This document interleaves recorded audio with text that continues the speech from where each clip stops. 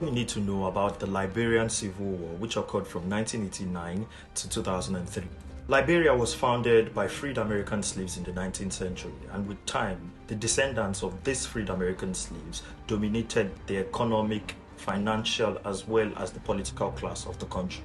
Soon, growing disparities and differences between the wealth and opportunities given to the descendants of the freed American slaves compared to that which is given to the indigenous population led to resentment and problems. Now, that's a little background history for you to know about Liberia. However, then comes a man called Samuel Doe, whose political reign was full of terror and corruption.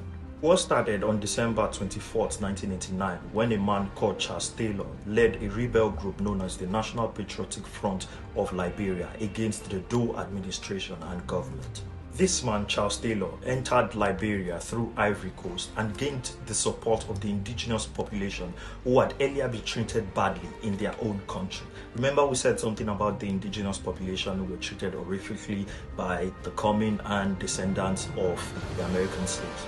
The war quickly became a war between factions, that of Charles Taylor, who created the NPFL, and that of Prince Johnson, who created the Independent National Patriotic Front for Liberia, and other small rebel groups. The war didn't just become a problem because it was between different factions. It became a problem because other countries, neighboring countries, supported different factions. Sierra Leone supported a different faction, Guinea supported a different factions, and Ivory Coast supported a different faction. Initially, the war began because the indigenous population were against the wealth disparity between themselves and the descendants of the freed American slaves. However, it soon became an indigenous war with ethnic groups fighting amongst themselves. The war eventually ended in 2003, 14 years after hundreds of thousands of people had died, including children.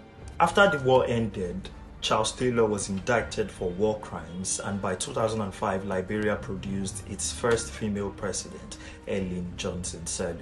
Anyway, don't forget to follow I Love Africa on all platforms on Facebook, Twitter, Instagram, as well as YouTube and TikTok.